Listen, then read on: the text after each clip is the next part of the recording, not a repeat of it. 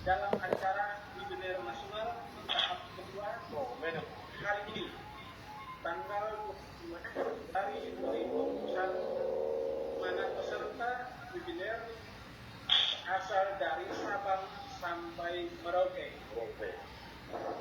Dalam satu komando.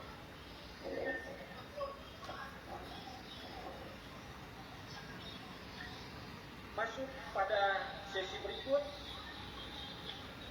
saya akan menyerahkan kepada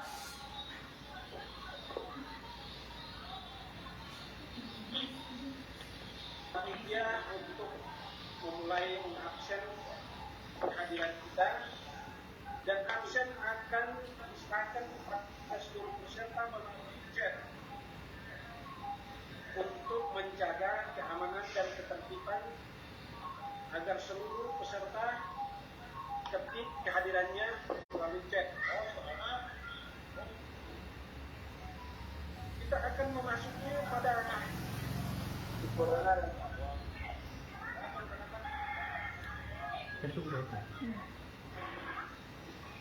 dari pelatihan secara virtual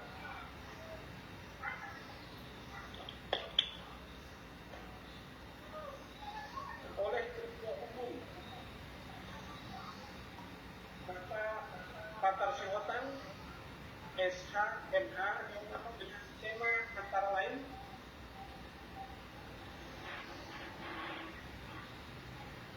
teknik investigasi kasus korupsi dana desa sesuai amanat Undang-Undang Nomor 31 Tahun 1999 dan Peraturan Pemerintah 43 Tahun 2000 dan Mendagri Nomor 20 Tahun 2018 tentang pengelolaan dana desa.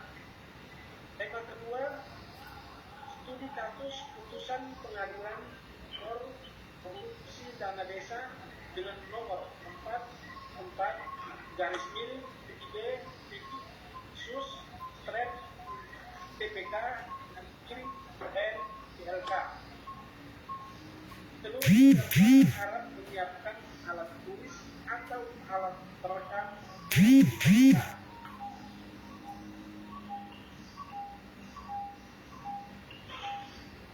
Kita masuk pada laporan berikut adalah laporan data peserta dan data aktif oleh Pak Supriyadi. Kepada Pak Supriyadi, waktu dan kesempatan saya serahkan.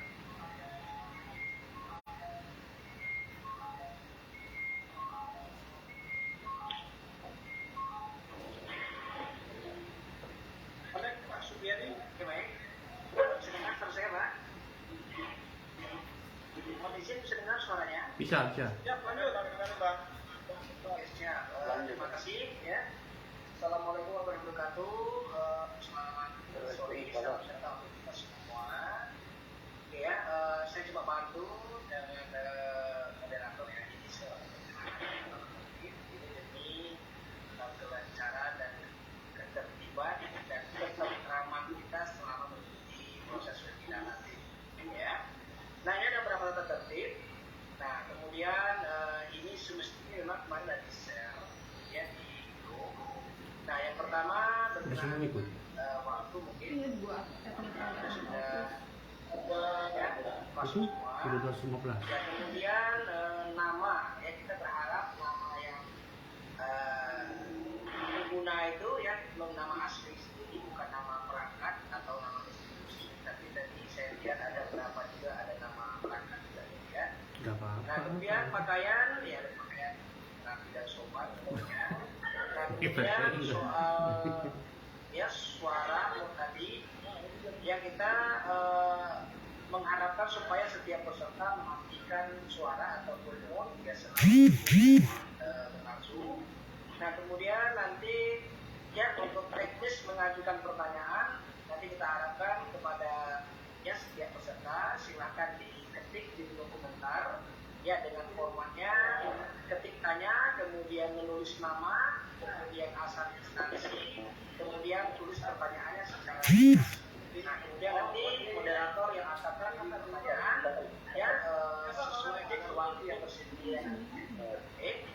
kemudian selanjutnya Menteri.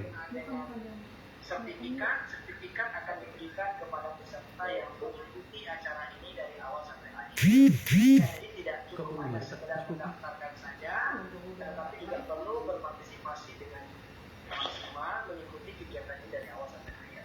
Nah mungkin itu masuk supaya kita sudah. Dan kita laksanakan bersama. Oke, mungkin demikian Pak Moderator, silakan saya kembalikan kepada moderator. Assalamualaikum warahmatullahi wabarakatuh. Ini dia. Terima kasih Pak Supriyadi. Demikian sekilas informasi teknis untuk diketahui bersama demi kelancaran kegiatan kita hari ini. Jangan konsentrasi ke situ. Dengan demikian kita masuk pada agenda berikut, yakni pada sesi inti, yaitu penyampaian materi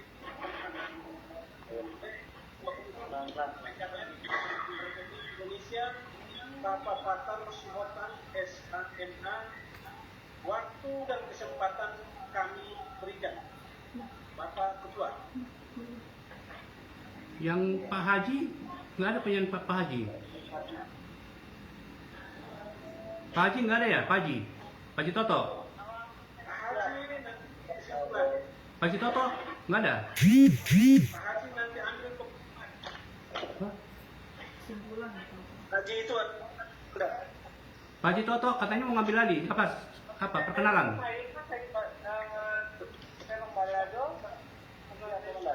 udah paham aja.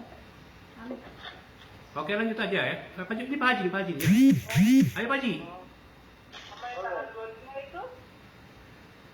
Assalamualaikum warahmatullahi wabarakatuh.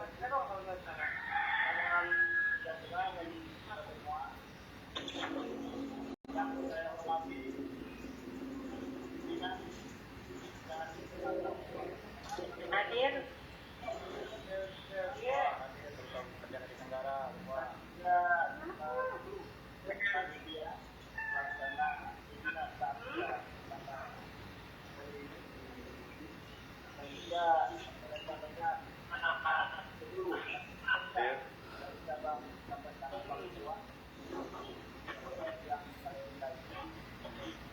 Perlu kami sampaikan bahwa pelaksanaan pada jalan itu adalah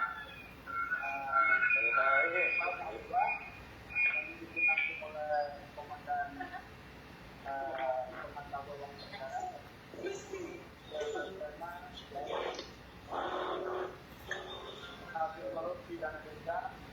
sesuai amanat Pak Toto, tolong besarkan dikit suaranya. tahun 1999 dan PP 43 tahun 2018 dan Kemendagri nomor 20 tahun 2018 tentang Pak Toto, yang lain tolong dimatikan. suaranya nggak jelas Pak Toto. Halo, suaranya nggak jelas. Kedengaran suaranya Pak. Speakernya. Ini sebarang hadir tentu.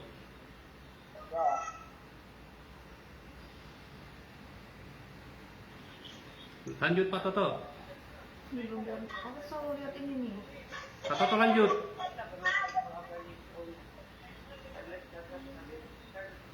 Iyalah, hadir. Wah. Di Google semuanya ya. Yuk.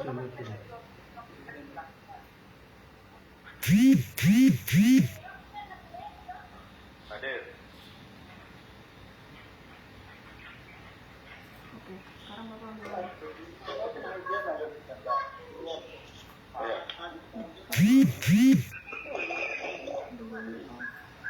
Ya sudah hadir kedua.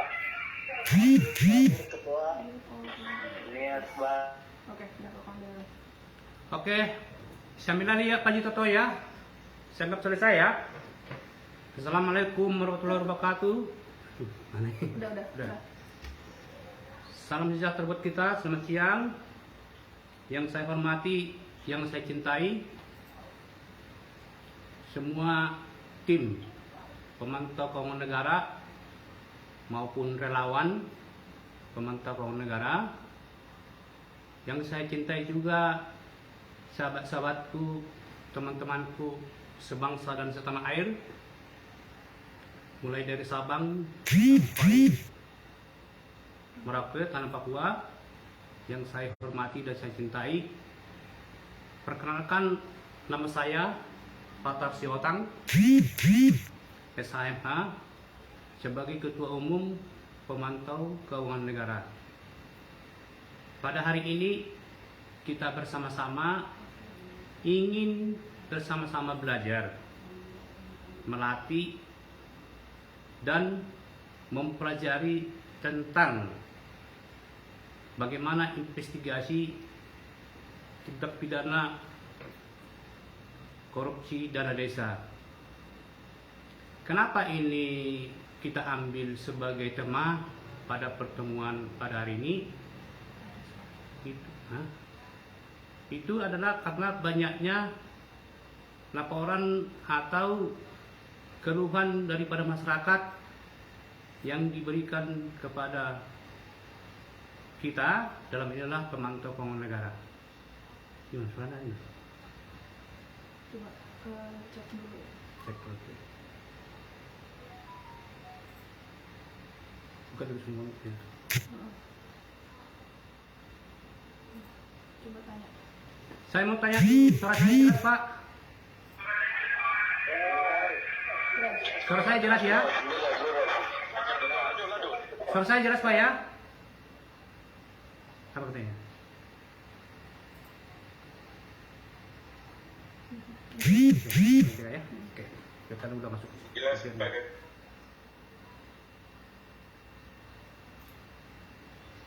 Ya, oke. Jadi saya mulai lagi bahwa kita ini ya adalah perkumpulan pemantau keuangan negara. PKN ini adalah perkumpulan rakyat atau masyarakat yang terpanggil untuk ikut serta dalam hal pemberantasan tindak pidana korupsi. Dan itu tentunya adalah yang diatur oleh Undang-Undang Nomor 31 Tahun 1999 tentang pemberantasan tindak pidana korupsi, khususnya pasal 41. Saya ulangi, khususnya pasal 41 yang menyatakan, yang mengamanatkan, yang memerintahkan, yang mewajibkan kepada masyarakat harus ikut serta dalam pemberantasan tindak pidana korupsi. Penjabaran atau turunan daripada Undang-Undang 31 tahun 1999 adalah PP 43 tahun 2018, yang mana PP 43 tahun 2018 adalah tentang tata cara peran serta masyarakat terhadap penanganan tindak pidana korupsi. Nah, itulah sebagai payung hukum, ya kan? Sebagai payung hukum atau sebagai dasar legalitas atau sebagai senjata daripada PKN ataupun masyarakat Indonesia pada umumnya untuk ikut serta dalam melaksanakan investigasi atau pemberantasan tindak pidana korupsi, khususnya yang kita bahas sekarang adalah masalah dana desa. Artinya peranan atau kehadiran bapak-bapak ini untuk melaksanakan investigasi tentang dana desa itu adalah perintah konstitusi atau itu adalah amanat konstitusi yang sudah disahkan oleh negara kita ini, yaitu PP 43 tahun 2018. Nah, kenapa kita bertitik dan terfokus sekarang masalah dana desa ini? Seperti yang kita tahu bahwa pemerintah pusat, saya ulangi lagi, bahwa pemerintah pusat sudah menurunkan 127 triliun. Bayangkan coba, 127 triliun anggaran dana desa kepada kurang lebih 47 desa di seluruh Indonesia, mulai dari Sabang sampai Papua. Yang mana di sana sudah terindikasi atau sudah dapat laporan hampir 900 desa bermasalah, dan bahkan sudah ada yang sudah divonis masuk dalam tahanan. Artinya ini adalah kenapa bisa begitu terjadi, tentunya itu kan menyangkut anggaran dana desa. Makanya kita sebagai masyarakat perlu ikut serta, terutama masyarakat yang di daerah perlu ikut serta, ikut mengawasi penyelenggaraan dana desa. Nah, itu juga diatur oleh, kalau untuk khusus dana desa sendiri itu diatur dalam itu antara lain Peraturan Menteri Dalam Negeri Peraturan Menteri Dalam Negeri nomor 73 tahun 2020. Saya ulangi ya. Peraturan Menteri nomor 73 tahun 2020. Di situ jelas dinyatakan bagaimana peran serta tentang pengawasan pengelolaan keuangan desa. Saya ulangi, di dalam peraturan Menteri Dalam Negeri nomor 73 tahun 2020 tentang pengawasan pengelolaan keuangan desa, ada beberapa institusi dan masyarakat. Yaitu yang pertama adalah bupati sebagai pembina, termasuk inspektorat, termasuk camat sendiri, termasuk BPD,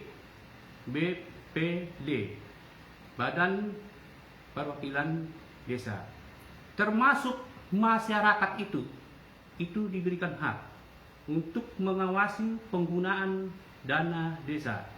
Itu jelas perintahnya, dan itu ada di Peraturan Menteri Dalam Negeri nomor 73 tahun 2020. Dan nanti bahan-bahan ini akan kita bagikan kepada para peserta. Saya sengaja tidak men-share screen, agar jangan terganggu konsentrasi mendengar. Di sini sebut peraturan menteri, pengawasan itu dilakukan oleh APIP, termasuk camat, termasuk Badan Permusyawaratan Desa, termasuk pengawasan yang dilaksanakan oleh masyarakat desa itu. Nah, dengan berdasarkan inilah makanya kita PKN dan bapak-bapak ini yang tinggal di desa nanti akan kami berikan ini. Silakan Anda nanti download dan printkan, dan nanti kalau Anda misalnya menemui bapak-bapak di sana, itu bisa disampaikan kepada kepala desa bahwa kita sebagai masyarakat juga diberikan hak untuk mengawasi penggunaan dana desa. Di sini juga dijelaskan pengawasan oleh Badan Permusyawaratan Desa. Lebih kita fokuskan lagi di sini adalah pengawasan oleh masyarakat desa, masyarakat oleh kepala desa. Di sini jelas di pasal 23, di pasal 23 jelas nanti. Bahwa di sini disebutkan masyarakat desa, masyarakat desa melakukan pengawasan kepada pengelolaan keuangan desa. Di poin nomor 4 lagi disebutkan, dan poin nomor 3, ingat nih, Nomor 3, ini adalah hak daripada masyarakat desa. Pengawasan sebagaimana yang dimaksud pada ayat 1 merupakan salah satu bentuk ya partisipasi daripada masyarakat. Nah, ini yang penting nih pasal 3. Ini yang penting pasal 3 ya. Dalam melaksanakan pengawasan, ya kan?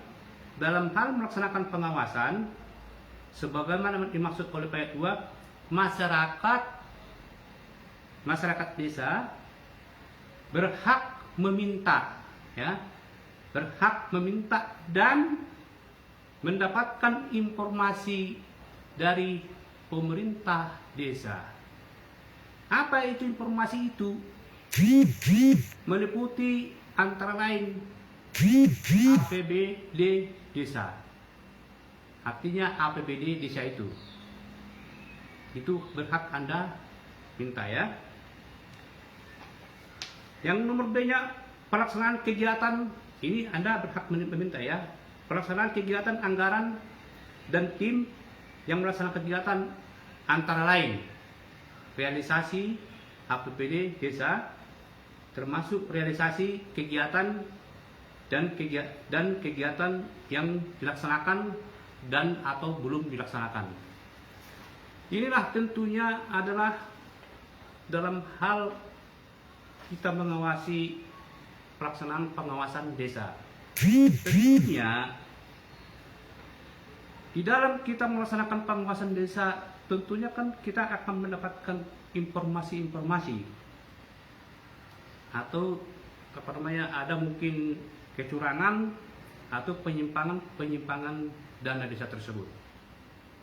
Seperti yang kita ketahui ya, pada umumnya kecurangan atau penyimpangan dana desa yang sudah terdeteksi ya, atau yang sudah hasil penelitian, ada kurang lebih 14 menurut pengumuman negara ya. Ada 14 modus ya. Ada 14 modus yang dilakukan oleh oknum-oknum kepala desa dalam hal penyimpangan terhadap anggaran dana desa. Ini menurut PKN ada 14. Yaitu antara lainnya menurut PKN ini ya. Yang pertama adalah membuat rancangan anggaran biaya di atas harga pasar. Nah, itu tentunya kan markup lah ini ya. Nah, ini nanti akan ada hubungannya dengan studi kasus yang sudah saya sharekan. Studi kasus yang saya sudah sharekan itu adalah hasil putusan pengadilan tipikor di Palangkaraya. Bagaimana di sana ada satu kepala desa yang sudah diputus bersalah melaksanakan tindak pidana korupsi tentang penggunaan dana desa. Nah, seandainya itu bapak-bapak ini sudah membaca, memprintkan, mendownload dan menguasai, dengan adanya diskusi ini tentunya akan sudah berlanjut akan nyambung kan gitu kan. Tapi kalau Anda tidak membaca itu, mungkin apa yang saya sampaikan ini akan kurang mengena. Karena sebelum acara ini kita buat, saya sudah share bahan tersebut. Tapi saya yakin kalian sudah baca itu ya. Oke, selanjutnya nomor 2 adalah mempertanggungjawabkan pembangunan biaya dana desa bersumber dari dana lain. Itu nomor 2. Contohnya begini, pembangunan misalnya MCK, ya kan? Pembangunan MCK katakanlah tahun 2020. Dilaporkan itu adalah anggaran dari dana desa. Ternyata mungkin dari Dinas Kesehatan juga melakukan juga pembangunan atau rehabilitasi MCK tersebut. Nah, ini mungkin ya. Jadi oleh bapak kita ini melaporkan, ini anggaran dana desa, ya kan? ternyata di satu sisi juga ada juga dinas atau sektor lain juga melaksanakan pembangunan terhadap MCK. Misalnya bisa jadi dari dinas Kementerian Kesehatan, ya, dalam hal kebersihan lingkungan, karena ada juga anggaran di dinas kesehatan masalah kebersihan lingkungan kan. Tapi oleh desa juga itu mengklaim bahwa itu adalah proyek daripada dia gitu ya. Ini siapa lagi nih yang sekrim nih? Woi, jangan dulu ya, jangan diganggu dulu, jangan diganggu ya. Yang ketiga adalah meminjam sementara desa untuk kepentingan pribadi. Dan yang keempat, pungutan atau potongan dana desa oleh oknum kecamatan atau kabupaten tapi tidak dikembalikan. Yang kelima, perjalanan dinas fiktif. Yang keenam, penggelembungan markup honorium daripada perangkat desa. Contohnya honorium RT atau RT 100.000, ya kan? Atau 1 juta yang dikasih cuma 300 atau 200. Itu antara lainnya. Nah, yang kebanyakan ini adalah penggelembungan markup atau markup salah tulis, termasuk contoh yang terjadi di putusan pengadilan Palangkaraya itu markup masalah pengadaan komputer, ya kan? Harga komputer cuma 4 juta, ya kan? Dilaporkan harga 8 juta atau 10 juta, itu adalah markup ya. Baru pembelian inventaris yang diperuntukkan secara pribadi, ya kan? Mungkin itu adalah motor desa tapi digunakan secara pribadi atau bahkan dipakai oleh keluarganya. Yang 10, pemangkasan anggaran publik yang sudah dialokasikan misalnya ke Posyandu, Pramuka, ya kan? Mestinya itu adalah untuk itu, tetapi digunakan oleh oknum kepala desa kita ini. Yang 11, melakukan permainan kong kali kong dalam pelaksanaan pengadaan barang dan jasa, ya. Yang 13, tidak mengikuti peraturan pengadaan barang dan jasa. Karena kita tak ketahui, ya, di desa itu juga ada keputusan lembaga pengadaan barang dan jasa,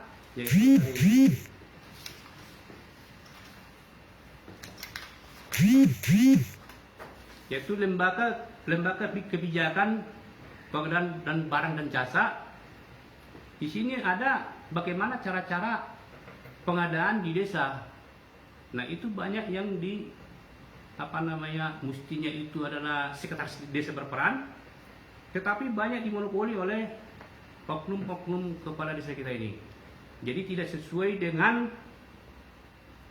peraturan Lembaga Kebijakan Pengadaan Barang dan Jasa Pemerintah Republik Indonesia nomor 12 tahun 2011 tentang pedoman penyusunan tata cara pengadaan barang jasa. Nah, ini kita semua baik PKN maupun mungkin saudara-saudara ini calon-calon PKN ya, harus menguasai semua, ya, harus menguasai. Karena apa? Nanti akan ada sebagai pelaksanaan investigasi. Nah, kalau kita tidak menguasai yang tadi dijelaskan tadi, jangan kalian coba-coba melaksanakan investigasi dana desa. Karena apa? Bagaimana kalian melaksanakan investigasi? Dasar hukumnya pun kalian tidak tahu, ya kan? Makanya saya bilang dari tadi, kalian harus paham dulu legal hukumnya, dasar hukumnya, baru Anda melaksanakan investigasi. Makanya ini disampaikan tadi tentang Peraturan Menteri Dalam Negeri tahun 73 tahun 2020, ya kan? termasuk juga lembaga kebijakan pengadaan, ini nanti ada kaitannya dalam rangka kamu melaksanakan investigasi di lapangan. Oke, kita masuk ke materi. Sebelum kita melaksanakan investigasi tentang penyimpangan dana desa, seperti legal atau dasar hukum pemantau keuangan negara, setiap melaksanakan investigasi sesuai dengan SOP, saya ulangi, sesuai SOP pemantau keuangan negara dalam melaksanakan investigasi di lapangan, ingat, Anda sudah harus punya informasi awal. Anda sudah punya laporan informasi masyarakat. Anda sudah mengetahui tentang legal dasar-dasar hukum atau pasal mana yang dilanggar oleh yang bersangkutan. Kalau tidak, jangan kalian coba-coba turun ke sana. Jangan kalian permalukan PKN, jangan permalukan saya. Nah, untuk itulah makanya sebuah pelatihan ini dalam rangka apa? Ya dalam rangka melatih Anda itu agar mampu melaksanakan peran serta masyarakat sesuai perintah undang-undang. Agar saudara-saudara jangan dibodoh-bodohin. Ingat, agar saudara-saudara jangan dibodoh-bodohin oleh oknum-oknum kepala desa, oknum-oknum camat, oknum-oknum pejabat yang menyatakan APBDes itu adalah rahasia negara. Nggak ada itu rahasia negara itu. APBDes adalah terbuka untuk masyarakat. Saya katakan banyak oknum-oknum melaksanakan pembodohan kepada masyarakat, kepada PKN. Ini fakta. Karena PKN itu sudah mempunyai 264 tim di kabupaten seluruh Indonesia. Jadi saya bisa pertanggungjawabkan.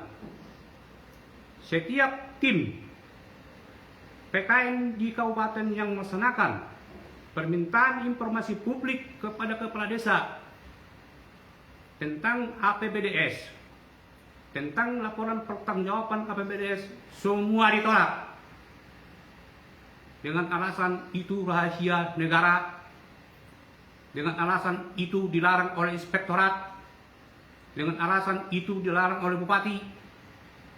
Saya bisa pertanggungjawabkan itu. Artinya itu adalah merupakan pembodohan kepada masyarakat, karena PKN itu adalah bagian daripada masyarakat.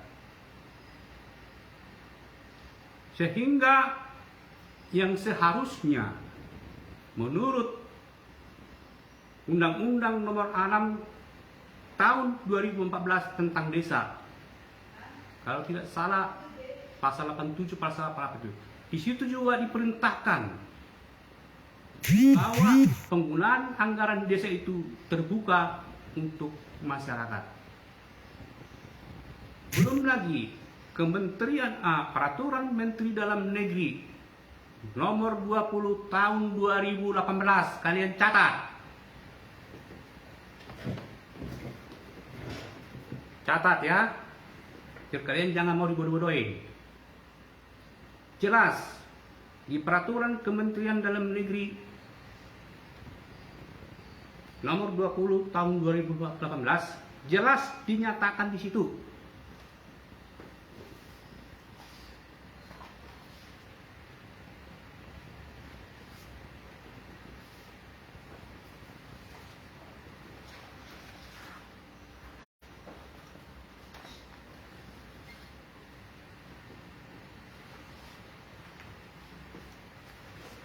Saya ulangi ya.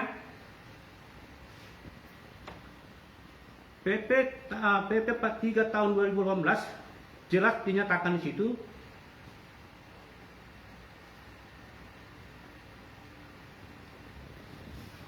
Saya ulang ini.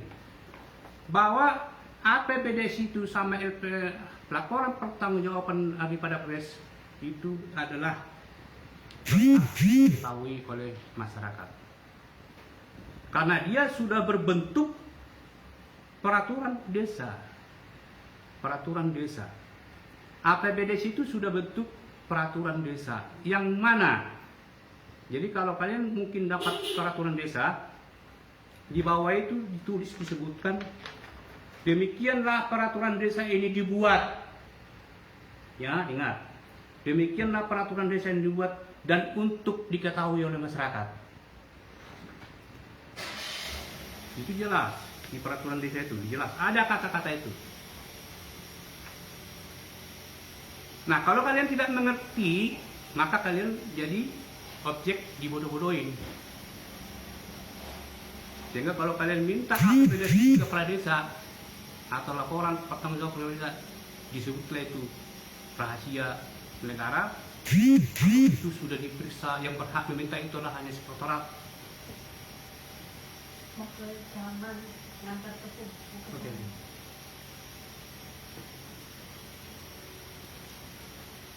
Nah, dengan kehadiran PKN akan membuka belenggu-belenggu kegelapan atau membuka ya, ketertutupan yang terjadi di masyarakat. Agar apa? Agar tidak ada lagi pembunuhan kepada masyarakat. Karena kita sendiri berapa kali sudah dilaksanakan pembunuhan. Setiap diminta informasi itu adalah informasi yang dirasakan. Padahal itu hanya peraturan desa. Itu anggaran desa, Pak. Bagaimana itu jadi rahasia negara itu? Kan? Makanya di beberapa kabupaten kita lakukanlah persidangan beberapa kali. Ya kan? Contoh kemarin di Lampung, di Palembang itu kan, termasuk di Kalimantan. Sehingga kan ini akan apa? PKN yang niat baik itu, ya kan? PKN itu kan tidak digaji, hanya panggilan hati aja, panggilan hati dalam rangka membela negara dan bangsanya, gitu kan? Tetapi harus berhadapan juga dengan, ya kan, dengan arogansi dan kesombongan daripada aparatur desa itu. Sehingga Anda bisa bayangkan contoh yang terjadi di Kalimantan, tim PKN dari Kodim harus melaksanakan persidangan di kota Palangkaraya. Jaraknya 5 jam. Dan ada kadang mereka naik motor, ada kalanya naik mobil, dan itu menggunakan uang mereka sendiri. Sementara dinas maupun desanya menggunakan APBD.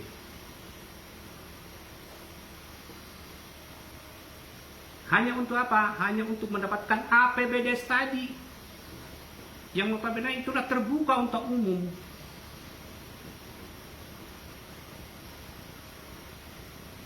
Nah, inilah kita mulai dari sekarang, PKN mencoba membuka ini agar jangan sampai lagi ada tindak pidana korupsi di desa. Anda bayangkan hampir 900 kasus dana desa dari 74.000 desa di Indonesia ini. Dari anggaran 127 triliun yang sudah diturunkan oleh pemerintah pusat ke daerah-daerah yang tujuannya adalah untuk mensejahterakan masyarakat, bukan mensejahterakan desa atau perangkatnya, bukan, tapi masyarakat. Ya, nah itulah tugas anda semua. Kita itu masyarakat sebagai mata dan telinga daripada pemerintah. Ingat bahwa kita masyarakat, Anda tim PKN di tiap-tiap kabupaten, Anda adalah mata dan telinga daripada pemerintah. Anda yang melaporkan hal-hal yang diketahuinya yang terjadi di lapangan. Karena presiden tidak mungkin melihat satu persatu di lapangan sana. Itulah presiden meminta kepada masyarakat dalam pidatonya agar ikut serta mengawasi daripada penggunaan dana desa. Nah, kembali lagi ke materi kita. Saya katakan tadi, ya kan, bahwa PKN melaksanakan investigasi harus menguasai undang-undangnya, harus menguasai legalitasnya, harus menguasai siapa pelakunya, harus menguasai bagaimana modusnya. Tadi kan sudah jelas saya katakan modusnya ada 14 tadi.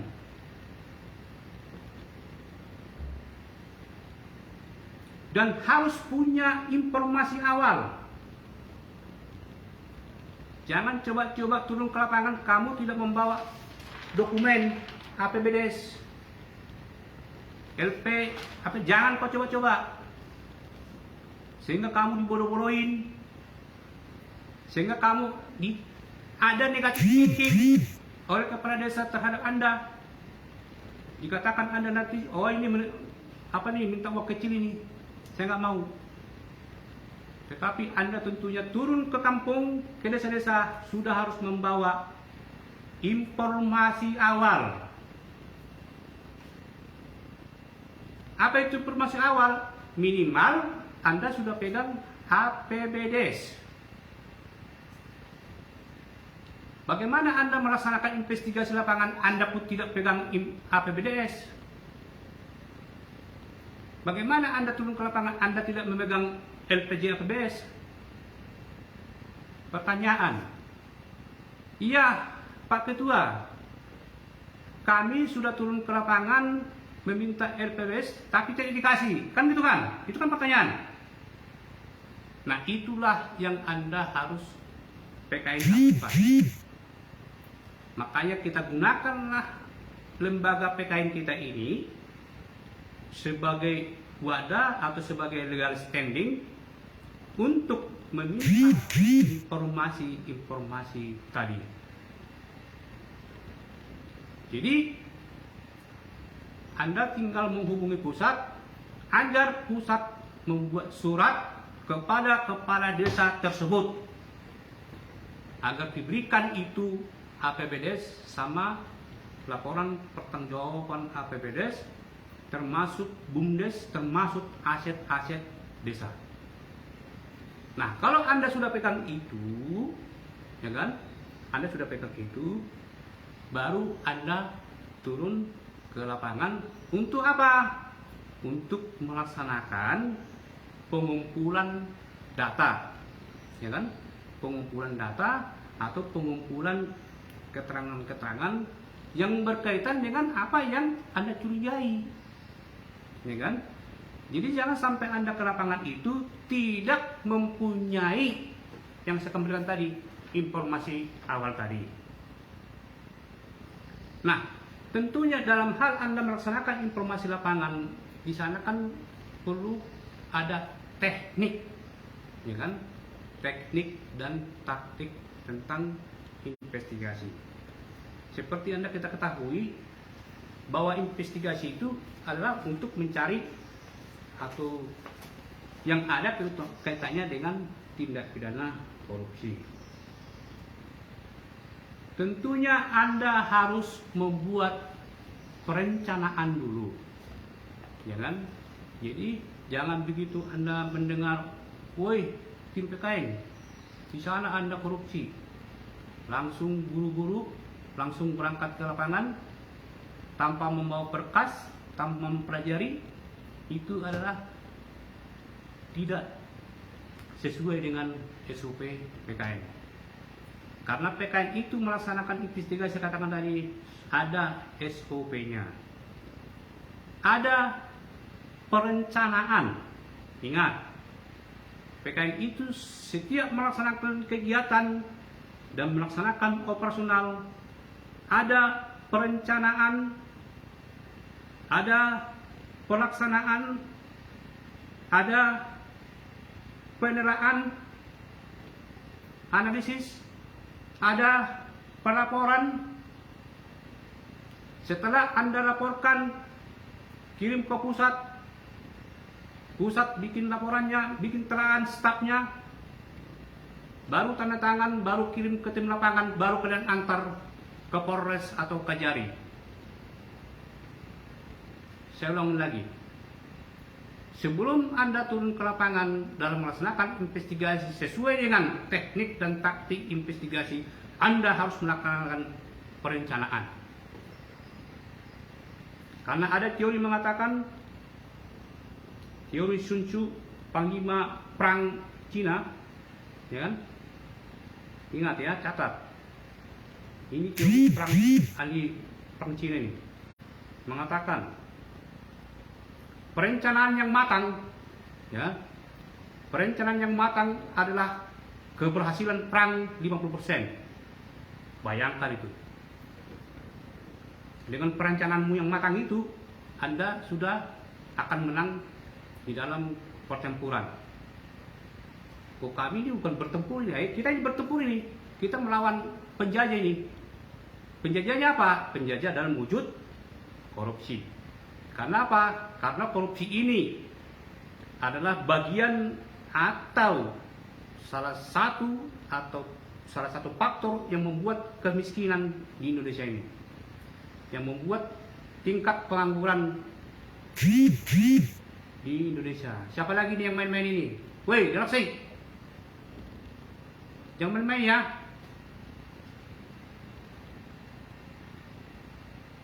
Yang ini siapa ini?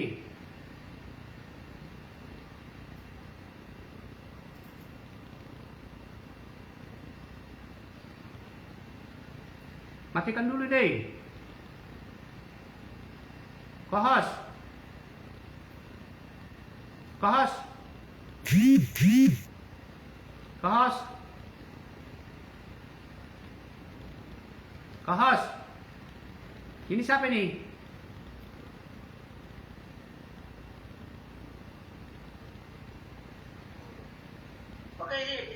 Oke, siap. Tunggu sebentar. Ini matikan ini.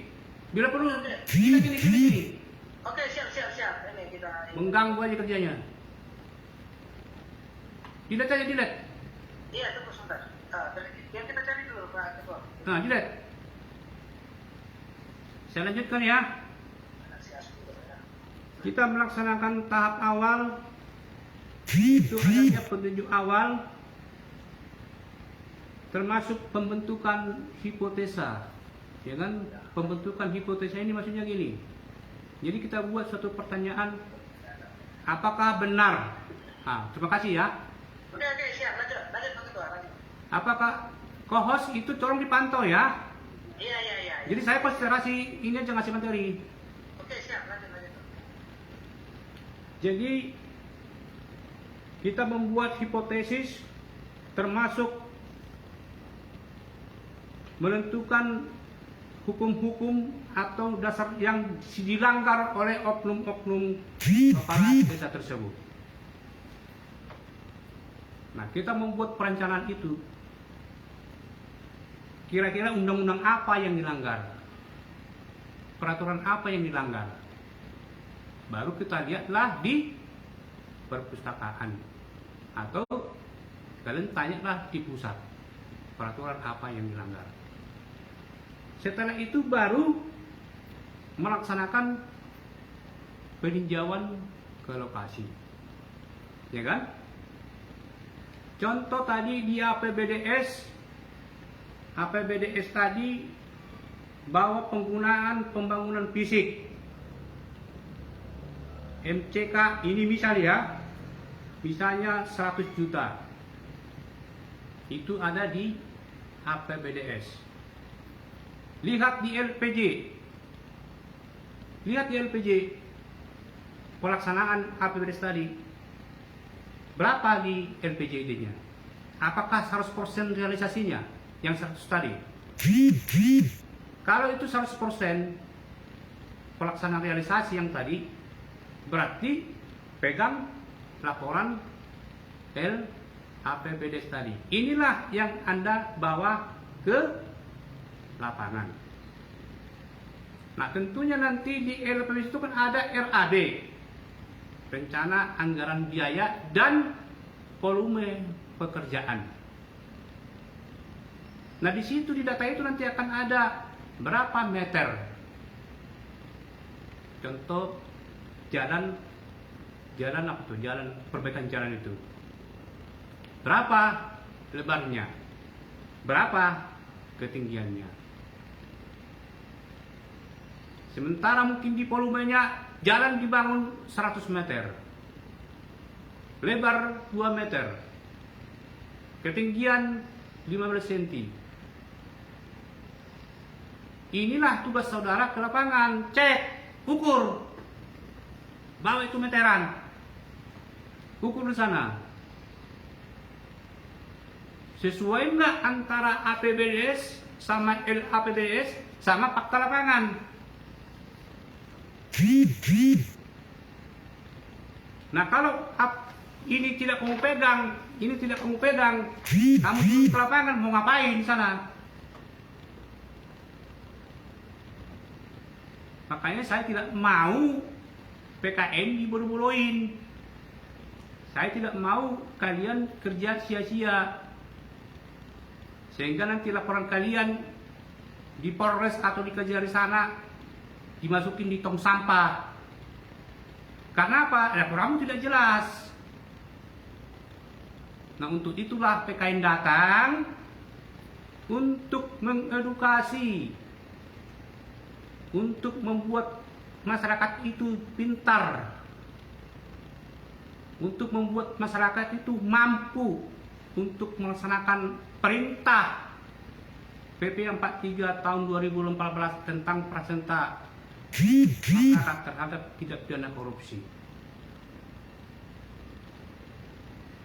Kenapa? Saya Ketua Umum Pemantau Keuangan Negara yang mempunyai 216 tim PKN di seluruh kabupaten Indonesia ini. Tiap hari saya capek mendengar laporan tim dari lapangan. Makanya saya mencoba memberikan pembekalan ini biar kalian pintar, biar jangan dibodoh-bodohin di sana. Nah, tadi saya katakan tadi APBDes tadi sama laporan ini, inilah informasi awal namanya. Inilah informasi awal. Maka kalianlah turunlah ke lapangan. Anda harus membawa sarana dan prasarana investigasi. Apa itu sarana dan prasarana investigasi? Contohnya meteran, ya kan? Baru ukur itu. Jangan hanya dipoto, foto-foto gini. Wah, ini apa namanya, korupsi. Cuma hanya dipoto. Nggak bisa. Ya kan? Kalian harus ukur tuh berapa meter.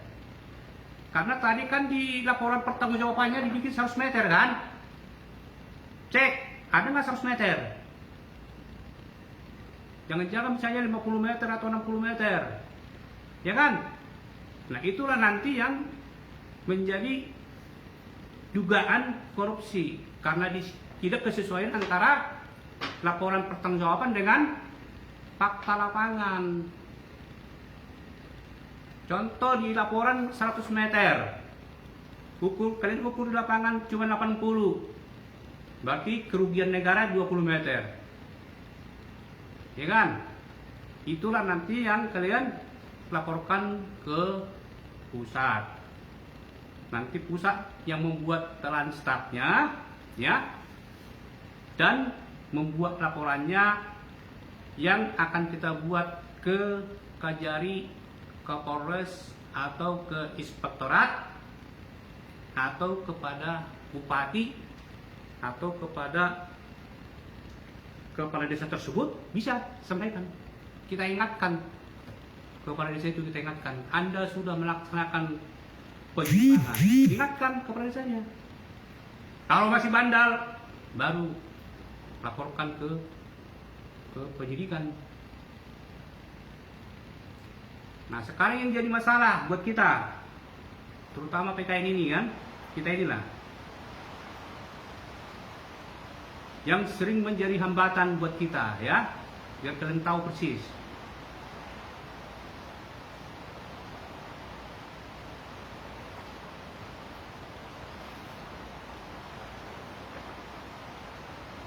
Yang menjadi senjata, katakanlah apa ini namanya ini, itu senjata ini, yang menjadi dasar, ya, atau menahan-nahan laporan masyarakat ini, yaitu peraturan pemerintah nomor 12 tahun 2017 tentang pembinaan dan pengawasan penyelenggaraan pemerintah daerah. Ya, ini buat PKN ini akan menghambat pemberantasan tindak pidana korupsi. Peraturan pemerintah nomor 12 tahun 2017 ini menghambat. Karena itu fakta lapangan. Setiap laporan PKN, setiap laporan masyarakat yang dilaporkan ke Polres, ini antara lain, ya,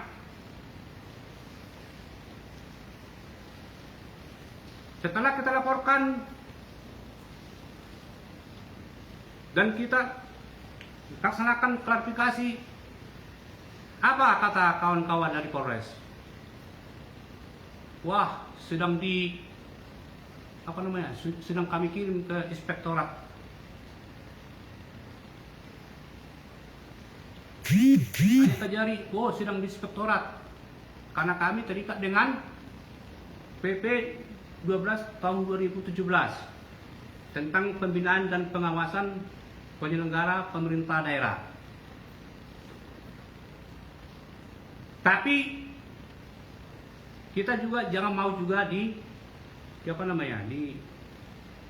apalagi nih gangguan ini, banyak kali teror. Woi, jangan diteror, Bosan main, ya. Nah, kita pemantau pengelola negara mencoba, ya, dan mungkin ini peraturan pemerintah itu akan saya gugat ini, PKN akan gugat. Karena inspektorat juga berlindung dengan di sini. Kalau kita tanya bagaimana perkembangan laporan PKN atau masyarakat, itu rahasia katanya, kan? Inspektorat nggak salah. Memang ada diatur di dalam PP ini. Diatur dalam PP ini. Bahwa laporan masyarakat tidak boleh masyarakat tahu perkembangannya. Tapi jangan salah, ada kunci. Kalau benar-benar laporan kita itu betul-betul ada pidana korupsinya, atau kalian bisa membuktikan itu dugaan markup, 60 hari harus inspektorat menyerahkan kepada pihak penyidik. Tidak boleh tahan-tahan. Kalau betul-betul Anda mempunyai bukti, contoh, makanya saya katakan tadi, ini bicara hukum, tidak boleh main-main. Kalau Anda tadi katakan ada APBDes, ada laporan APBDes, ada fakta lapangan kamu ke lapangan yang bisa kamu pertanggungjawabkan, betul-betul A1, ada markup, ya kan? Ya kita akan kejar inspektoratnya.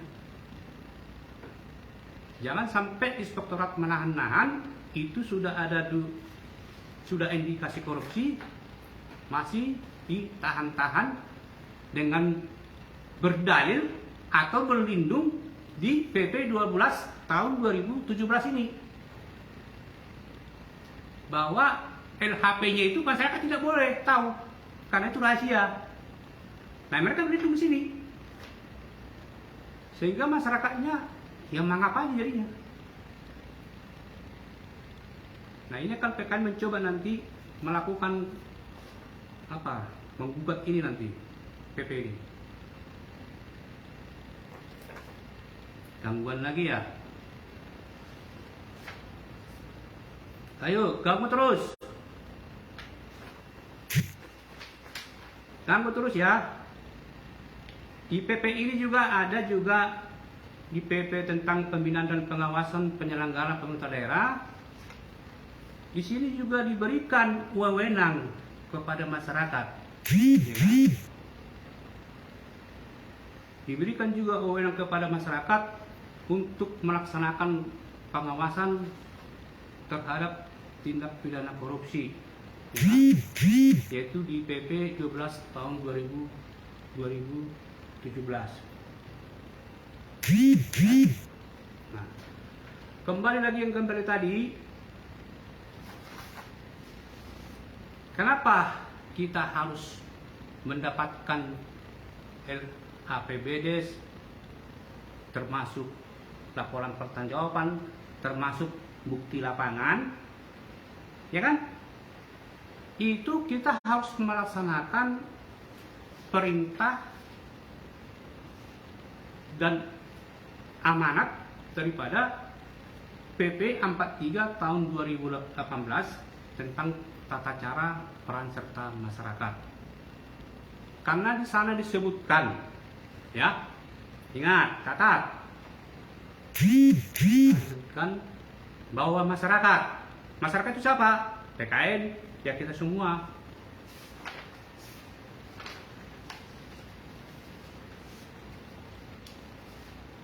Pasal 2, catat ya, pasal 2 PP 43 tahun 2018. Jadi jangan lagi coba-coba kepala desa, oknum kepala desa, camat atau inspektorat yang melarang masyarakat atau PKN melaksanakan investigasi lapangan. Catat ini undang-undang, ini perintah hukum. Pasal 2 ayat 1 mengatakan, masyarakat dapat berperan serta membantu upaya pencegahan dan pemberantasan tindak pidana korupsi. Pasal 2.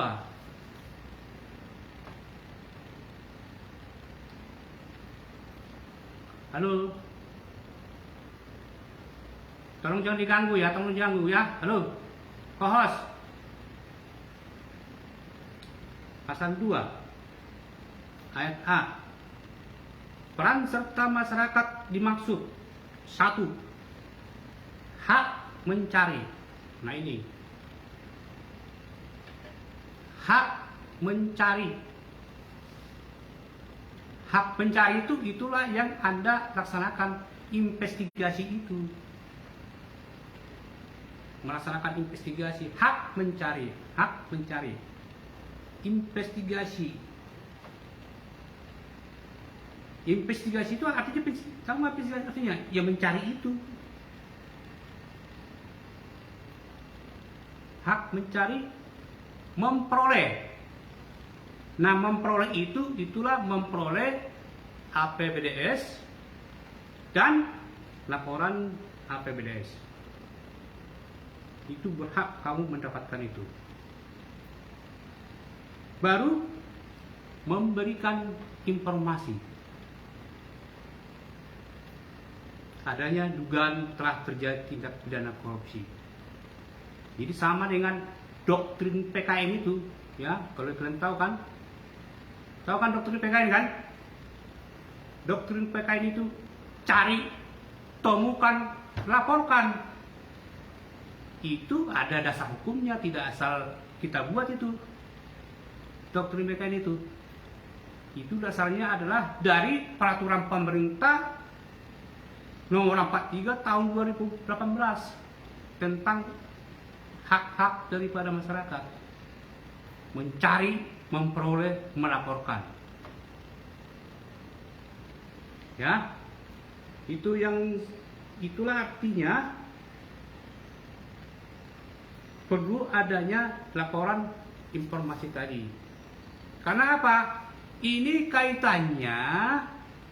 ada kaitannya ketika kita melaporkan kepada penegak hukum atau kepada bupati atau kepada KPK, kita harus melaporkan itu harus memenuhi syarat. Itu sesuai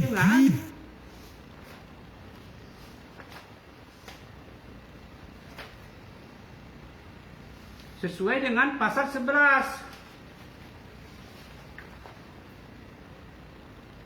Ulangi, sesuai dengan pasal 8.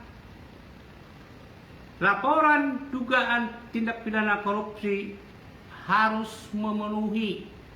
Nah, ini harus memenuhi syarat-syarat antara identitas, uraian fakta-fakta telah terjadi tindak pidana korupsi.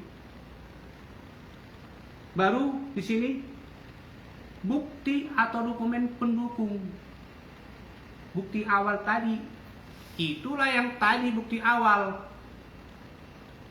APBDes tadi, laporan pertanggungjawabannya sama bukti Anda di lapangan.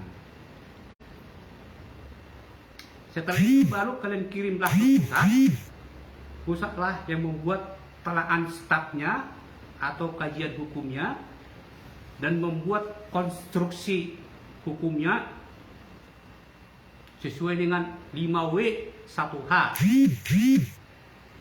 atau kalau dari intelijen kan IAPD BAME, siapa, apa, di mana, bagaimana, kenapa. Itu nanti tugasnya PKN pusat membuat konstruksi hukumnya. Jadi biar jelas. Jadi tidak seperti yang kalian sering kirim ke pusat itu. Kan sering tuh tim PKN ini laporan ke pusat dikirim hanya foto. Makanya kalian sering saya marahin. Karena jangan nanti kalian hanya kirim foto ke kami, ini Pak korupsinya, jalannya berlubang-lubang. Nggak bisa begitu. Jangan sampai terjadi fitnah. Tidak boleh. Harus sesuai dengan hukum. Karena PKN itu harus sesuai dengan hukum. Karena kita lembaga yang punya SK Menteri. Ya, kita sudah punya SK Menteri. Jadi harus betul-betul sesuai dengan hukum. Harus sesuai, harus profesional. Dan kita tetap koridor hukum sesuai dengan PP 43 tahun 2008, termasuk Undang-Undang 14 tahun 2008 juga tentang keterbukaan informasi, ya. Termasuk juga Peraturan Pemerintah Nomor 12 tahun 2017 tentang pembinaan dan pengawasan penyelenggara daerah. Artinya masyarakat diberikan wewenang untuk melaksanakan pengawasan penyelenggara daerah, termasuk PP 68 tahun 1099 tentang peran serta masyarakat, ya, tentang peran serta masyarakat untuk penyelenggaraan daerah. Yang tugasnya apa? Ya, masyarakat berhak mengawasi. Ingat ya, masyarakat itu berhak mengawasi perilaku. Ingat, masyarakat, saya ulangi, berdasarkan PP 68 tahun 1099, masyarakat berhak mengawasi perilaku, perbuatan, tindak tanduk daripada penyelenggara negara. Siapa itu penyelenggara negara? Siapa yang menerima gaji dari negara?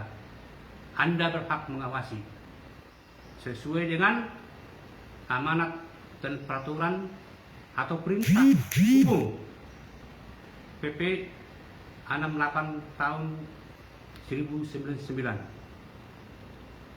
bahwa masyarakat berhak mengawasi penyelenggara negara. Makanya di surat tugas Anda itu, Anda coba baca surat tugasmu itu. Sipolan anggota PKN Kabupaten Tuban misalnya, Anda melaksanakan ya investigasi dugaan korupsi dan melaksanakan pengawasan terhadap penyelenggara negara. Artinya di situ jelas dua konstitusi hukum yang sebagai payung hukum kita. PP 43 tahun 2018 sama PP 8 tahun 199. Itu perintah hukum, bukan PKN ngarang-ngarang. PKN ini ngarang-ngarang ini, udah sok-sokan yang kan? Itu diatur undang-undang, kita nggak salah. Kalau kita serahkan hukum itu.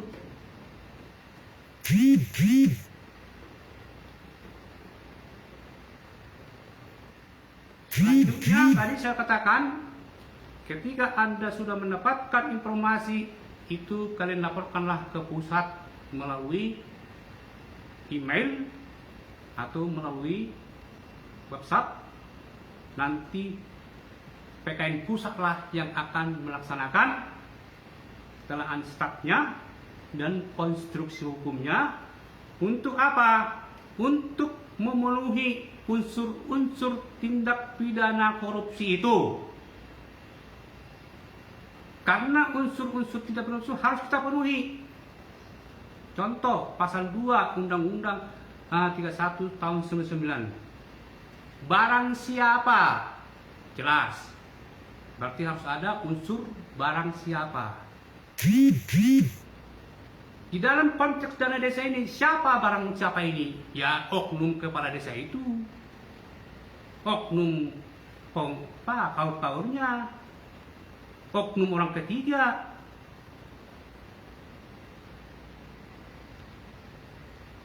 Halo, jangan gue. Oke, siap, sudah steril. Coba pos ya. Oke, sudah. Unsur barang siapa jelas. Manusianya siapa? Barang siapa? Melakukan yang berlawanan dengan hukum. Apa perbuatan melanggar hukum itu? Itulah yang disebut tadi. Makanya dengar, jangan tidur.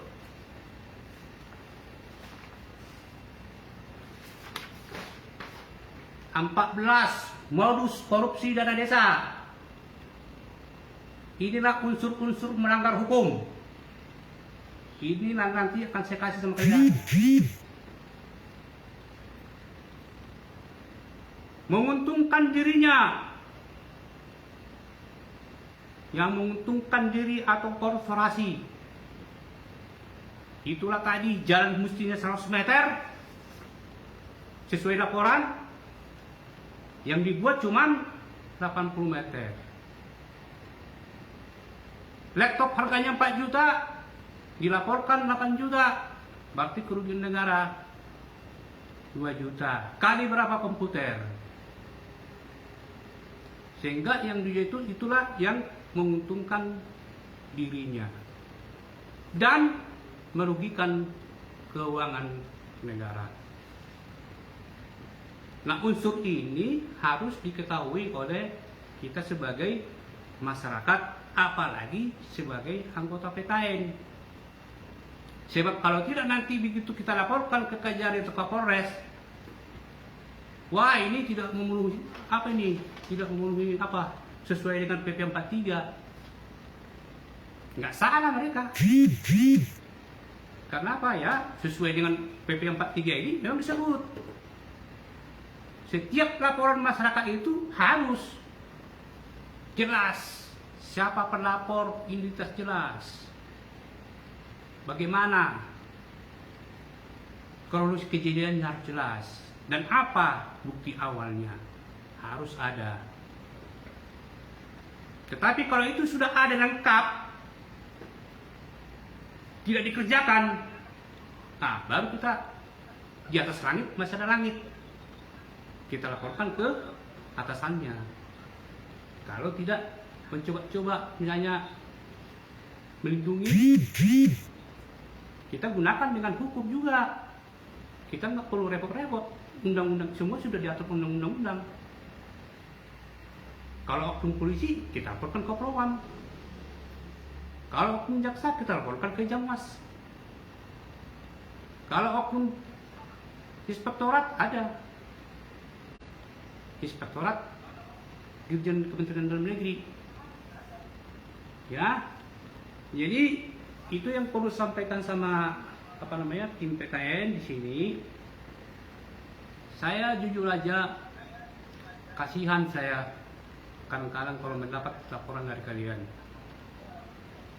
Kadang-kadang sudah hujan-hujanan, ya kan? Kadang-kadang pulsanya pun nggak ada. Makanya selalu saya bilang kalau kalian tidak punya pulsa, kalian miss call aja. Karena saya kan pasti telepon. Karena saya kalau menelepon gratis saya. Itu Siapa itu? Waktu diberi 5 menit. Oke, ya. Jadi itu yang perlu sampaikan. Mungkin habis ini tanya jawab ya. Saya ulangi lagi, kenapa PKN pada pelajaran ini memfokuskan terhadap dana desa? Karena betul-betul ini terlalu banyak laporan masalah dana desa ini. Jadi sampaikan kepada bapak-bapak kepala desa, ya kan? Kalau misalnya tim PKN datang ke sana, artinya ya apa adanya sambut dengan baik lah. Jangan dianggap PKN itu jadi musuh. Karena PKN itu adalah rakyat juga, rakyatmu, Pak Kepala Desa. Tanyakan aja kenapa, ada apa. Jadi tidak dianggap jadi musuh kan. Kalau anggota PKN melaksanakan pelanggaran, kan kita punya website, punya nomor handphone ada, Pusat Jakarta. Silakan hubungi Pusat Jakarta. Dan saya dan kami mengharap bagaimana nanti pemerintah daerah kepada tim PKN yang ada di daerah agar bisa bisa saling menjaga sesuai dengan profesi masing-masing. Jadi itu yang perlu sampaikan. Nanti kalau ada lagi pertanyaan silakan untuk edisi tanya jawab. Lebih dan kurangnya mohon maaf, saya memang suara saya keras ya, tapi di semua itu adalah hanya panggilan hati saya terhadap negara dan terhadap bangsa dan terhadap rakyat ini. Karena saya lihat sendiri, saya pernah tugas di Malaysia, bagaimana masyarakat kita ini banyak PKI di sana. Saya tidak bisa bayangkan itu. Makanya saya terpanggil. Kenapa? Hampir 4 juta, bayangkan itu penduduk Republik ini ada di negara tetangga sana. Jadi tenaga kerja PKI. Dan itu adalah pilihan yang paling tidak diinginkan sebenarnya. Tetapi kenapa demikian? Karena di negara kita kurang tenaga kerja. Kenapa ini terjadi? Antara lain karena korupsi itu. Nggak ada yang lain, antara lain. Makanya saya coba terpanggil untuk memberikan edukasi, pembelajaran kepada masyarakat, membentuk elemen-elemen kekuatan kecil di tengah-tengah masyarakat agar menjadi pion-pion, agar menjadi lilin-lilin penerang di dalam kegelapan daripada penjahat-penjahat korupsi. Jadi sekali lagi, kalau ada yang kurang, mohon maaf yang sebesar-besarnya. Dan ini bukan hanya kepentingan pribadi saya, tapi karena hanya panggilan hati. Demikian, saya kembalikan kepada moderator. Apabila ada tanya jawab, silakan Pak. Makasih. Terima kasih. Baik, saya ambil alih. Panggilan hati demi bangsa dan negara. Itulah sebuah tekad yang diambil oleh Pak Ketum bangsa dan negara. Oke, terima kasih atas waktunya. Dan sekarang kita masuk pada sesi tanya jawab. Di sesi ini saya akan serahkan kepada tim agar mengendalikan seluruh tanya jawab, dan kepada seluruh peserta di seluruh tanah air, silahkan bertanya melalui chat di media online ini. Seluruh pertanyaan akan ditarik oleh tim dan akan dijawab setelah diseleksi oleh tim dan dijawab oleh Bapak Ketua Umum DKN Republik Indonesia. Silahkan saudara-saudara pertanyaan melalui grup. Waktu dan durasi saya berikan ke seluruh rekan-rekan. Co-host, itu bukannya kalian sudah siapkan itu pertanyaan dari tadi saya bicara melalui WA, melalui Messenger? Bukannya dari tadi sudah kirim itu? Mohon izin bertanya. Apa ini yang ditanya ini? Co-host, Oke, siap. apa pertanyaan mereka? Kamu yang jawab kesal saya. Oke, siap Pak Ketua. Ini ada di sini satu pertanyaan. Ini kita coba pertanyaan dari coba kami juga coba mendapatkan pertanyaan tadi ya. Ya tadi sebenarnya langsung moderator.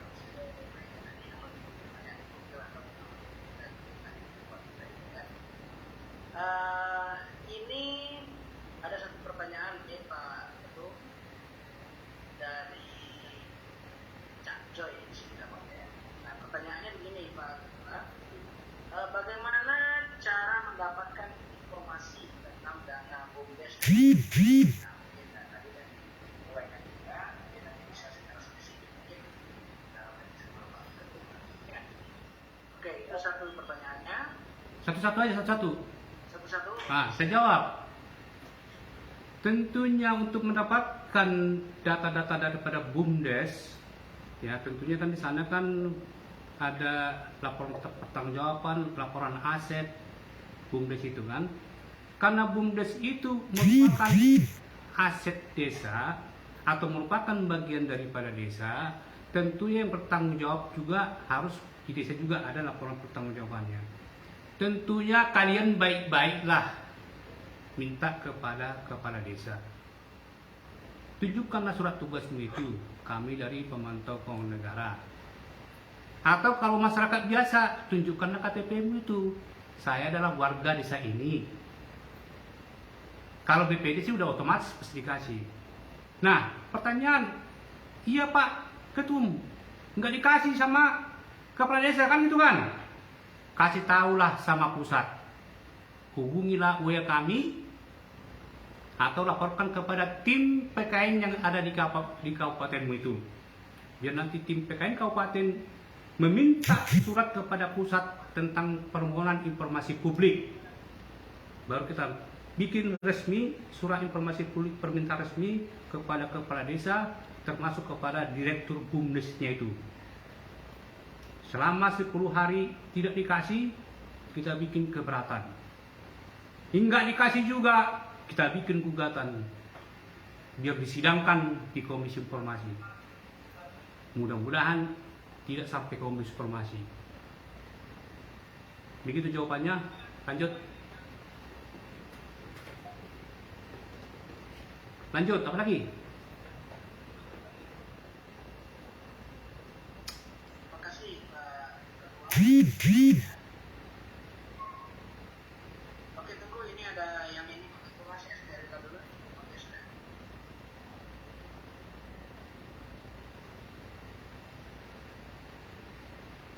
Oke, selanjutnya ini Pak Ketua ada pertanyaan dari Sahidul Ramdan.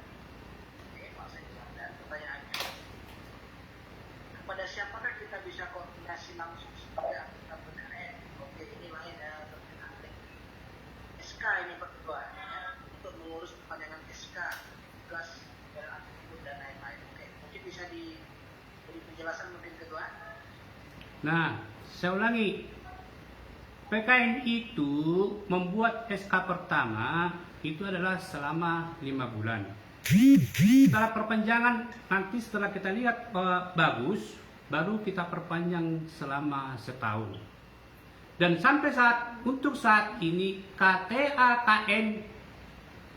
PKN kami tarik semua dan kita batalkan KTA, dan tidak ada PKN memiliki KTA. Karena apa?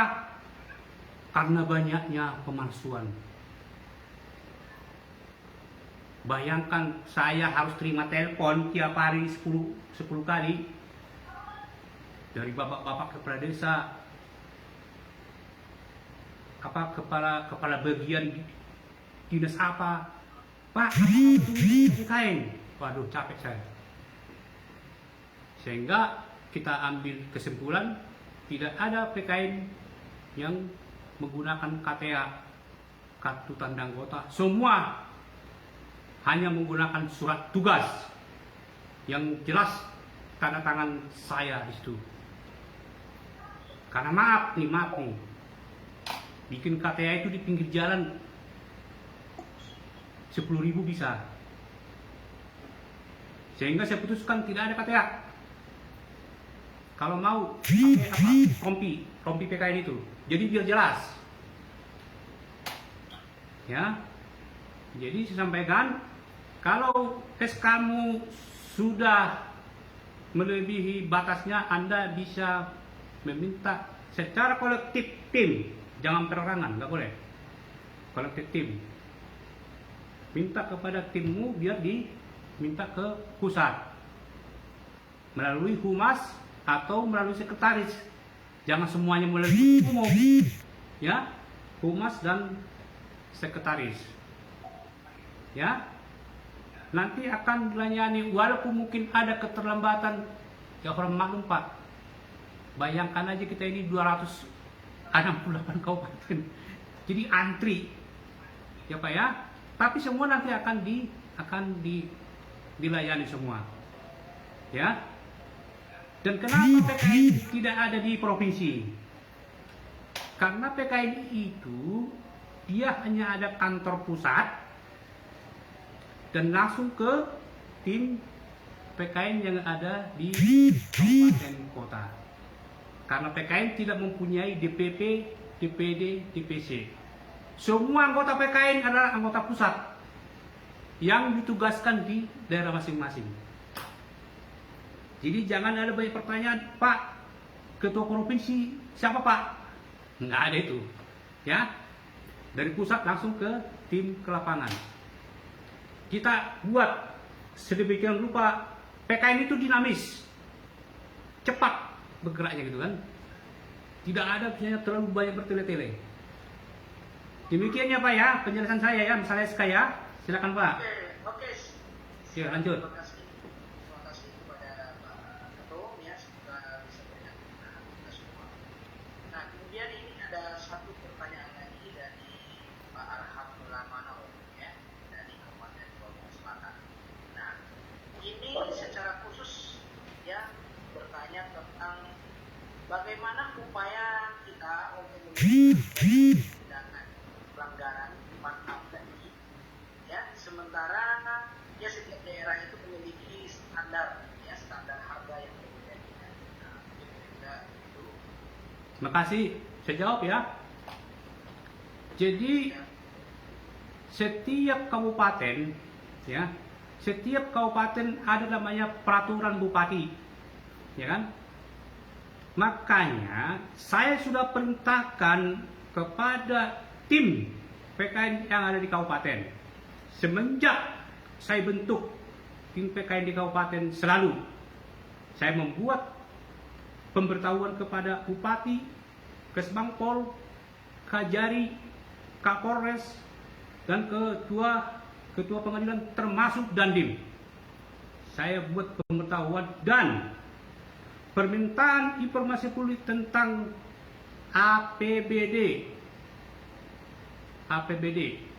Karena itulah nanti dasar anggota TKN untuk melaksanakan pengawasan masyarakat di daerah masing-masing. Masalah yang tadi itu bisa kita lalui menggunakan Undang-Undang Nomor 14 Tahun 2008 tentang keterbukaan informasi publik. Karena ini sudah zaman milenium, sudah zaman terbuka, sudah zaman reformasi. Jangan lagi dicoba-coba membuat negara-negara tertutup. Malu. Orang sudah bicara langit. Ini kok masih SPJ apa masih tertutup katanya. Dan bahkan kalau kita mau lihat mungkin 10 lagi, bukan ratus lagi. Ribuan mungkin putusan Komisi Informasi ya yang menyatakan bahwa SPJ itu adalah informasi terbuka. Saya bisa katakan beberapa di provinsi kita persidangan kita dinyatakan itu terbuka. Mungkin 2 minggu yang lalu pemantau keuangan negara menggugat Kepala Desa Dongos, Jepara di Komisi Informasi Jawa Tengah. Nyatanya di sana disebutkan APBD, laporan APBD, BUMDes, aset desa, itu semua adalah informasi terbuka dan diberikan oleh Kepala Desa Dongos. Mantap Pak di situ, saya bilang. Berarti dia sudah mengetahui tentang Undang-Undang 14 tahun 2008 walaupun diberikan setelah persidangan.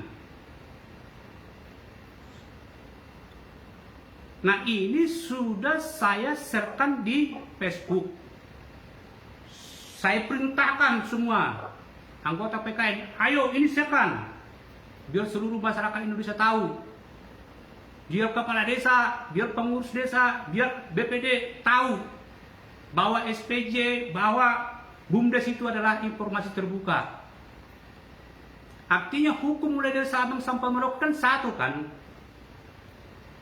Jadi kalau Komisi Informasi Jawa Tengah sudah memutuskan itu terbuka, ya terbuka untuk seluruh desa Indonesia. Tidak ada perbedaan. Saya ulangi lagi, postingan saya tentang putusan Desa Dongos, saya perintahkan kepada tim pemantau keuangan negara Indonesia, sebarkan lagi. Itu ya Pak ya, jelas ya? Oke, lanjut, pertanyaan lain. Oke, siap. Terima kasih Pak Puan. Ya, semoga ya bisa kita cermati secara bersama. Bisa kita mengamati kita. Nah, selanjutnya ini ada pertanyaan dari Pak Antoni Gustian. Ya, pertanyaannya, semua syarat sudah dilengkapi untuk melaporkan sebuah kasus tindak pidana korupsi. Ya, nah sudah sampai di BAP malah ya di 10 orang. Nah, tapi sampai sekarang 10 tahun dalam ya itu belum ada ya satu tindak lanjut. Nah, ini mungkin pertanyaannya apa yang langkah yang akan bisa kita lakukan ya. Nah, itulah yang saya kembalikan tadi, yang saya sebut tadi ya. Berurusan inspektorat ini saya bilang agak rewel. Karena yang saya bilang tadi, PP 12 tahun 2017 ini nanti akan saya kirim maknanya, ya kan? Ini menurut PKN loh ya, ini menurut PKN. Saya bisa, kalau saya digugat, saya siap. Ini menurut PKN. Ini menghambat ini pemberantasan korupsi ini. Kalau ini saya bertanggung jawab itu. Karena apa? Ada pasal mengatakan di sini bahwa LPG-nya itu atau perkembangan laporan kita itu rahasia. Kalau kita contoh, kalau kita lapor polisi kan ada SP2HP-nya kan, ada pegangan lah gitu kan. Atau kalau kita lapor ke KPK, itu kita sering lapor ke KPK. Ya kan? KPK langsung balas. Berdasarkan PP 43 tahun 2018, laporan saudara sudah kami terima. Baru di bawahnya, tolong dilengkapi. Atau di bawahnya lagi, tidak memenuhi syarat. Artinya dijawab gitu loh. Itu sesuai dengan PP 43 tahun 2000 PP 43 tahun 2018 pasal 5 kalau nggak salah itu kan. Setiap laporan masyarakat, penyidik, saya ulangi, penyidik harus menyampaikan kepada pelapor batas 30 hari. Penyidik harus menjawab pertanyaan daripada pelapor atau masyarakat yang memberikan laporannya. Contoh, PKN membuat laporan kepada Polres atau Kejari. Polres yang menerima harus menjawab, memberitahukan namanya SP2HP kalau di polisi tentang bagaimana laporan kita itu. Laporan saudara sudah kami terima, sedang dalam penyelidikan, misalnya, gitu kan? Nah, kalau bicara inspektorat, jarang sih itu tuh ada tuh. Oh itu rahasia katanya.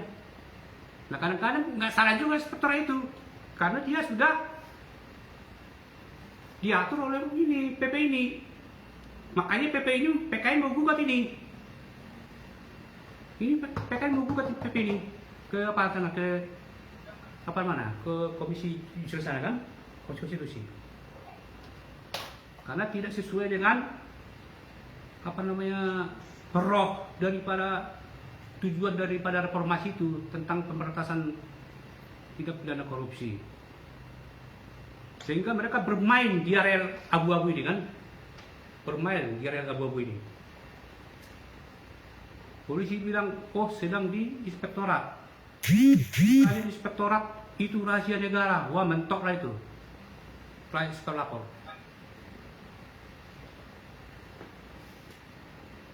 Ayo ganggu lagi. Ganggu terus. Apa lagi? Lanjut. Pertanyaannya. Oke, terima kasih Pak Ketua. Oke, ini bagaimana moderator? Apakah waktu kita masih ada nih? Sesi masih 10 menit lagi. Oke. Ya, ini. Kalau nggak ada pertanyaan jangan dipaksa ya. Perkenalan gitu loh. Kalau masih ada waktu perkenalan apa namanya silaturahmi gitu kan. Jangan dipaksa harus ada pertanyaan ya. Ya kita kalau ada waktu kita gunakan untuk bercanda bersilaturahmi lah gitu kan. Biar juga tim PKN-nya ada yang mulai dari Sabang sampai Merauke gitu kan, kenal sama ketua umumnya gitu kan. Itu ya. Jadi memang kalian juga jangan ini ketua kami ini kok galak, kok suaranya keras. Enggak. Artinya ya saya ya betul-betul karena panggilan hati lah, bukan karena ada emosi segala macam, enggak. Karena betul-betul saya lihat sendiri bagaimana rakyat kita ini, ya maaf ya, sebagian ya menjadi menjadi pekerja lah, paksa gitu kan di negara tetangga kita. Dan saya lihat sendiri karena saya pernah tugas di sana. Ya, saya kira mungkin untuk ini jangan terlalu bisa untuk pertanyaan. Kalau misalnya ada perkenalan namanya siapa gitu kan, itu lebih happy lagi kan gitu kan. Oke, lanjutkan moderator. Bang Supardi, siap. Izin. Ada satu pertanyaan yang penting untuk jawab semua. Dari Bit, pertanyaan dalam investigasi ini akan banyak korbankan waktu dan tenaga, bahkan finansial. Kompensasi apa yang akan kami terima dari PKN? Silakan Pak Citra. Coba diulangi Pak. Pertanyaannya, Nah. dalam investigasi kami akan banyak korbankan waktu dan tenaga, bahkan finansial. Kompensasi apa yang akan kami terima dari PKN? Demikian. Terima kasih atas pertanyaannya ini pertanyaan bagus ini ya. Nah, saya jawab Pak ya, kompensasi yang diberikan oleh PKN Pak ya. Saya ulangi lagi bahwa PKN itu adalah perkumpulan masyarakat yang terpanggil kepada terhadap pemberantasan korupsi yang ada di Indonesia. Ya kan? Pemberantasan korupsi Indonesia. Artinya itu kita itu mengerti kepada negara dan bangsa, ya, kepada negara dan bangsa. Artinya kita akan mendapat hidayah atau itu dari negara dan bangsa. Kalau dalam bentuk uang, itu maksudnya dalam bentuk uang, kompensasi dalam bentuk uang, ya kan? Kalau itu betul-betul laporan itu A1, ya kan? Dan nanti di proses hukum, setelah diproses hukum, hakim menyatakan dengan resmi si A terbukti bersalah melakukan tindak pidana korupsi, maka dihukum 4 tahun denda, misalnya 2 miliar, gitu kan? Tap, gitu kan? Denda 2 miliar. Kalikan aja 2,5% dari situ. Itulah kompensasi yang diberikan, yang memberikan bukan PKN, yang memberikan adalah negara. CQ Presiden, CQ Jaksa Agung, CQ Kajati. Jadi bukan PKN yang ngasih, negara yang ngasih. Dasar hukumnya apa? Ini ngawur-ngawur PKN minta uang juga kan, premi. Itu jelas di PP 43 tahun 2018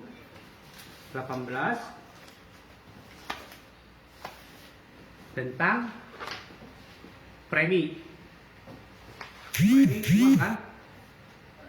Nah, dapat uang nih premi. Nanti catat di PP 43 tahun 2018 di pasal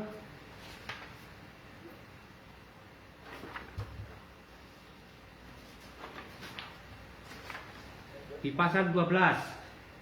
Saya ulangi. Di pasal 13. Nanti Anda mendapatkan premi 12% dari kerugian negara yang sudah disita. 2,5%. 2,5 mil. Dan Anda akan mendapat piagam. Dan Anda mendapat lencana.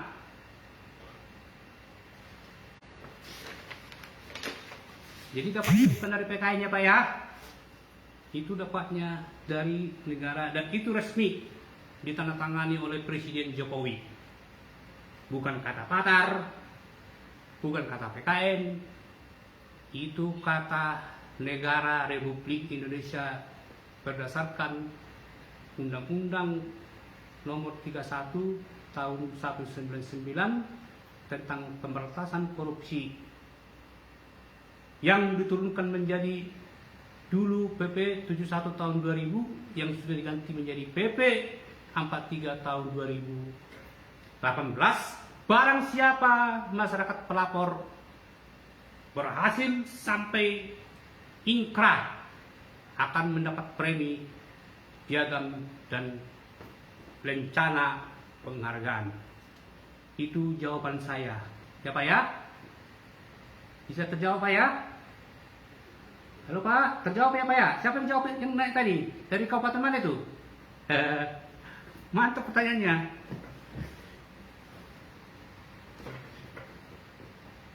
Jelas ya Pak ya? Yang tadi naik siapa tuh? Masalah apa tuh? Premi. Kabupaten mana? Manggil. Siap. Kabupaten mana itu? Dari mana itu? Tadi dari Mas Viti. Dari kabupaten?